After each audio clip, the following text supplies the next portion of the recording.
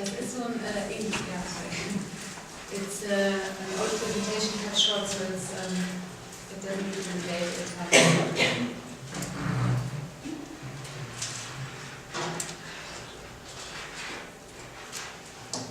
And then when I was using it at some other time, it of course referenced the performativity aspects, which I find important to think about in relation to museums and exhibitions and space as well.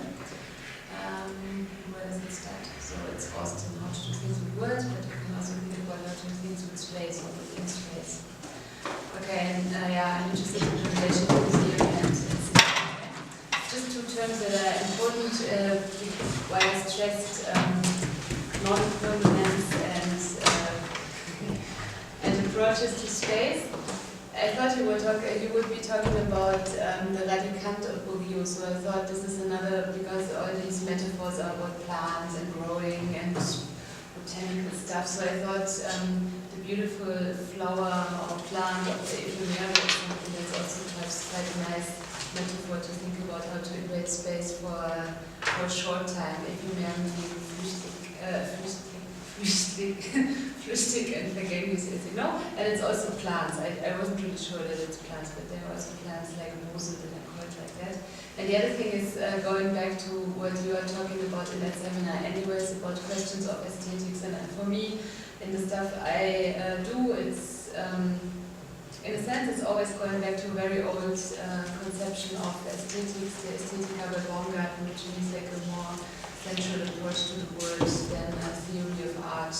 Of course, it goes together. There's something that talks about how to experience the world in a way that is comparable to a rational view. So this is just 2 points that are important for me. So, okay.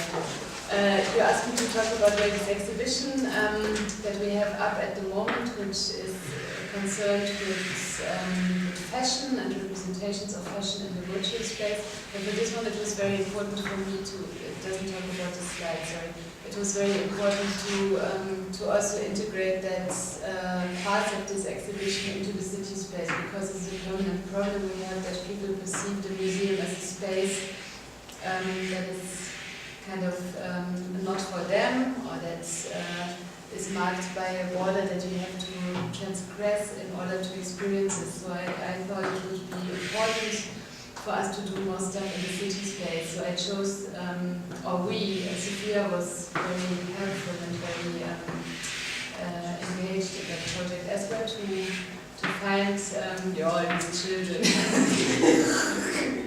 to find spaces that would make sense to carry a piece of the exhibition.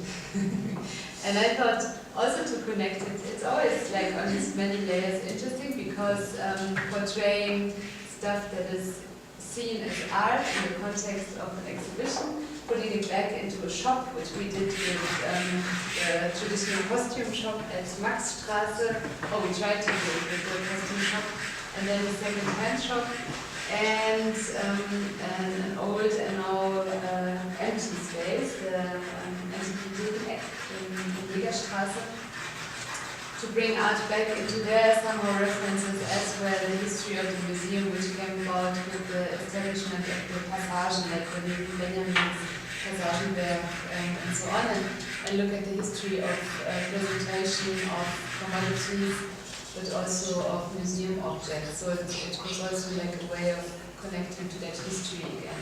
So now in some shop spaces in Bayreuth, you will find pieces from the Ualiba exhibition. And they are marked by, shall I talk about these practical things? Yeah. So they are marked by the sticker that we have, that you, I think, designed of Ualiba House with the QR code, so that you are kind of brought back to the internet, which is home for everything. And has a small exhibition text which references the classical form of exhibition making. So it brings together a number of things. Can I get more practically? Mm-hmm. So how did you decide the shops? How did you approach the shops when they were empty spaces? Like what? Because when we were here last week, there was some interesting practical things if people use space. How do you go about it? Yeah, I wanted to. for both sides, for the shop owner sides or for the customers in the shop perspective, I wanted to have an experience or like an object or an artwork that they can relate to. So I chose, for example, a vintage or photograph of a vintage blogger from Johannesburg, Jamakasi Tilijane, who's running the fruitcake brand in Joburg. I wanted her picture to be in a shop that somehow does the same or that has an interest in vintage as well. So I chose that second-hand store in Wartstraße. And I'm talking about ethical things. I always want the people who give their artwork or who give their ideas or something to also have a say in the way they are exhibited or in the way they are portrayed. So I asked Jama if she would be interested in having that connection as well via representation to people who do something similar, because I also try to get some connections going with this exhibition, because it's also about virtual space and about blogging and Web 2.0 and blah blah blah. So yeah, and she said, yeah, it would be so nice to see Franconian vintage people and to also get an image of my image in that shop. For the people in that shop, it was interesting to see what people are doing in Johannesburg and how funky it looks and blah blah blah. And so that was a pro-choice. Where it failed, for example, was with that traditional costume store at Maxstraße, because they were just like complete assholes and didn't get that it could be something worthwhile. And did you want to show the yeah, because I wanted to show the Maxstraße, but then they were always making promises to Sophia and to me, and saying like, yeah, it's gonna happen, and had me come over there for a number of times, like finally with the deal, and then still they said, yeah, no, it's not really clear yet, and so on, and then I thought, no, I'm doing somewhere else. The day before I made the appointment. Yeah, definitely. And then I met the wife of Rona. She was on a tourist shop, and she said, yeah, bring it, you'll be happy to have it. And the car absolutely there knows about this, and make this happen. Yeah, so it was not appreciated. So that's also a very practical choice that this process of communicating about the technique of exhibiting or about agreements and commitments and so on also plays a big role. And if it doesn't work, then at some point you can also do it somewhere else. So we put it into the Antiquitäten Act, which is a very beautiful empty shop window, and now it's dangling there. It's quite beautiful and also a bit haunted, because it talks about that there is something now, but it references that there was something before, but you don't really know, and now it's strange after the dress. It's beautiful.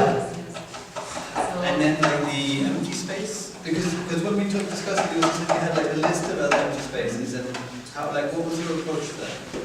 To find it and also to negotiate usage. Yeah. Like the background story is that I'm really looking for an empty space to occupy within a club. Not a music club, but a wine salon club where you can have different cultural events, readings, discussions, and so on and so on. So I was meeting with friends who were also interested in finding such a thing, and suddenly everyone remembered some ruins in the city, or like leftover spaces, like stuff that's not in use. And as soon as you integrate it into a figure to talk about, then you see it everywhere. So we have a lot of places, and then some are more interesting and some are less interesting. Like we have a big interest in old butcheries, for example. So we've been trying to map the city with empty butcheries, because a lot of us are vegetarians and we have like an interesting with smell. So It's also kind of a fig tree. yeah,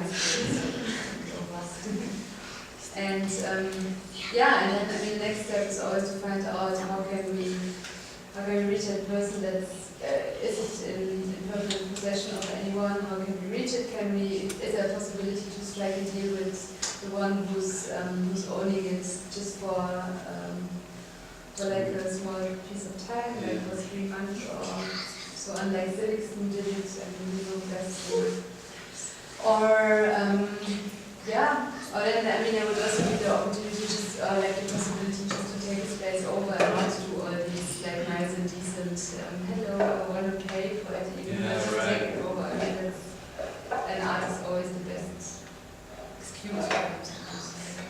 Yeah. So I'm wondering if that's a project of of course it's university and it's going to push it and it's going to have to be a bit careful, but perhaps it's also depending on what you want to do, if it's violent or not, or if it destroys the building, or but if you do I don't know, light installations, I wouldn't see why you would have to ask for permission. I mean, and this is also something interesting I try to do different because we do a conference about different forms of commemoration, and we want to commemorate the blanks in the city space, and light is somehow the best way to do it. Like opposite of Ponte, there used to be a Jewish department store, which you don't see anymore where the bronze of Michael Giacchino is sitting now. They're just completely gone, and there's no reference to it anywhere. Nowhere. So we want to commemorate it with some kind of a light sketch, and I mean for things like that you don't vision or ask somebody. It's even better if it just pops up and there's some ephemeral thing that is there for a certain moment of time and you go to different cities within that possible city. You know, like in London in the 90s, there was this whole free party scene, and they were really like clued up legally because they break into places, but then there's something you can do, which means that you can't be thrown out within 48 hours by the police, or something like that. Anyway, it's long enough to have that. And I don't know what exactly it was, and there's like, I don't know, my feeling is there's often like legal structures that support exactly what we're trying to do, but we just don't know what they are. Like I use it like the Thursday bars in Berlin. You know, there was this law that as a gallery you could have an opening with alcohol once a week, so everyone registered as galleries. Yeah, so that's like to found an association, because it's also what we intend to do. Then you don't have the trouble with getting licenses, or I mean that's what all German things that we ein Verein gründen. Right. Yeah. You can smoke. Yeah. You can gather in large numbers. and just on that other tip, I looked to Peter Na and Jin Dishang do the city tour, which talks about the history of Beirut and racism and so on. And it's clearly designed as something that doesn't do trace, apart from narrative or apart from walking the city with people, talking about certain spots and turning them, while they're standing there, turning them into something different, but not leaving like a plaque that says this is where this happened, but it's more on the memory. On an ephemeral or like a performative thing. So, anyway, but yeah, it's important I think to think about the practical issues as well, because they can break it.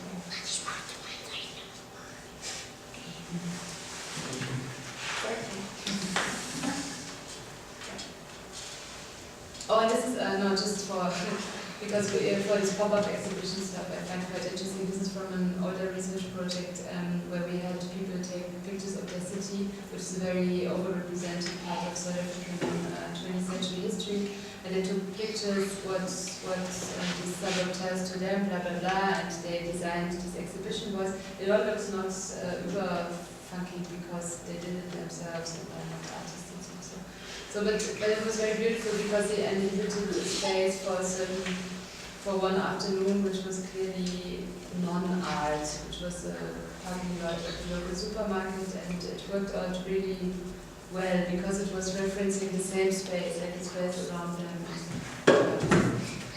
So it's, well, I think it's also important to keep in mind what you actually want with that.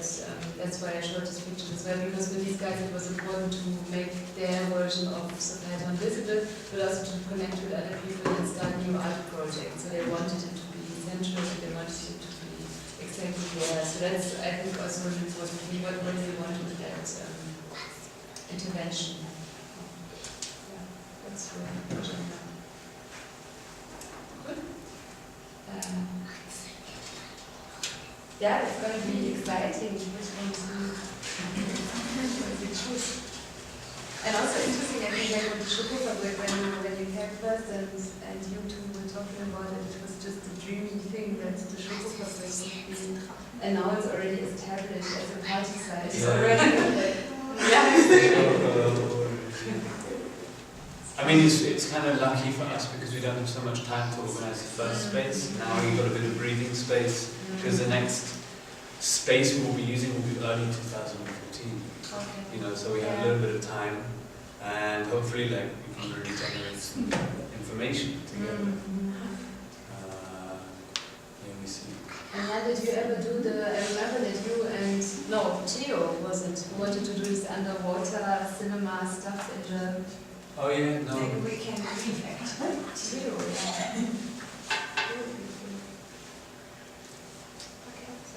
What about the strange passage? What looks like you going to the train underground stuff. Oh yeah, this one. It's always empty. It's always empty. Which one? And in if it's raining, it doesn't matter. So. No, I think this was the car park. Weil es the car park. Next to the one is Ich glaube, da geht man... Das ist...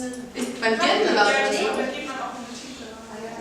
Wir gehen nur so Da war die unter der Straße. Das ist nur unter der Ja, aber dahinter gibt es noch eine Tür. Echt? Aber es stinkt. Es stinkt, dann halten sich immer alle...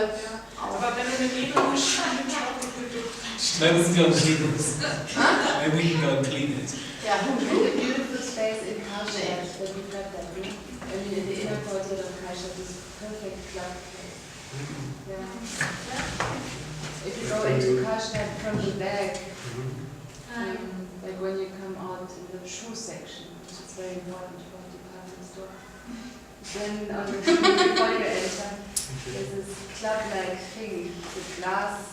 We've been dreaming about that space because it's just perfect. You would never disturb anyone. Yeah. Because it's embraced by Karstadt. Weißt du, was ich meine?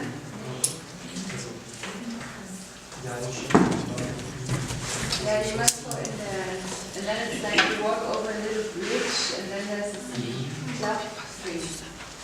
It used to be also some kind of store, but it's empty. Cool. Alright, let's find out.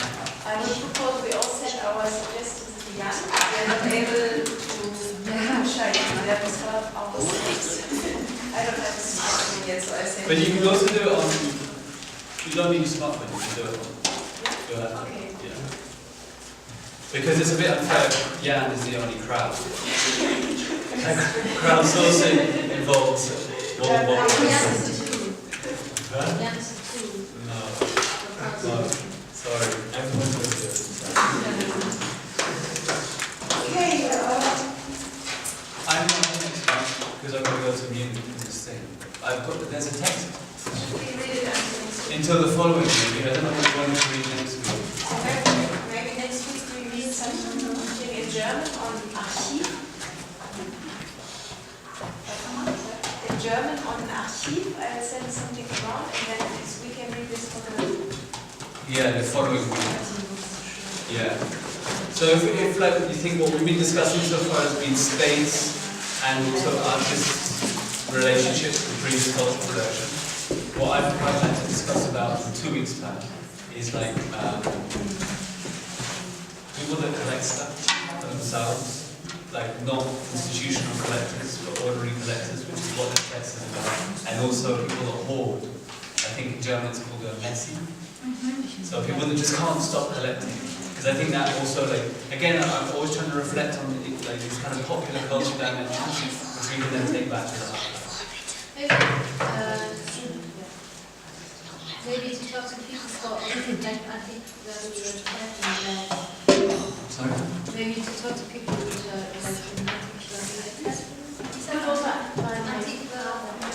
and biology is also like a Sorry. antiquity. Oh, Yeah, that's true. I should go to that guy who's to Liebmann or Liebermann, who's got this massive bookstore neben the museum. Because it's so interesting, because you can't stop Collecting. That would be very cool. And I also thought it would be quite nice, I don't know when, to go and walk around some of these empty spaces. I would also like, I mean, I don't know if it fits, but if we talk about archives in general, also the archives for example, biologists have, like, I just remember my father, they are fully archived in the university way, and now we have no archive in our house, so this kind of what is important for whatever research purposes, maybe also have a look at other kinds of archives. Yeah, definitely. No, because I think it's always useful to unlock something, to go away from it, and then to come back at it from a different perspective. You know? Yeah, so I believe so. This question of cabinet. Yeah. Like these small cabinets of stuff with these, I don't know, babies with these big heads and stuff. Yeah, cabinet of curiosities. Yeah. So maybe, so not for next week, but maybe the following week, if anyone comes across useful examples of like weird collections or people got hoards, I'm looking for like a documentary about people got hoard stuff as well. Oh, my aunt. Your auntie. And so any information, stick it like on the blog or bring it in next week. Sorry, 2 weeks time. I think that's it. Everybody's always welcome. Yeah, exactly. Please just drop in.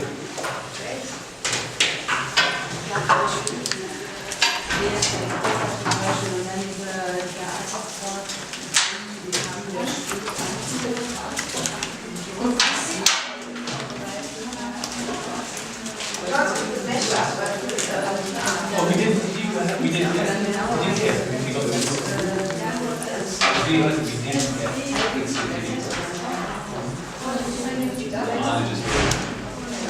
But maybe that could be easy. If they didn't yet, yeah. Also, die Momente ist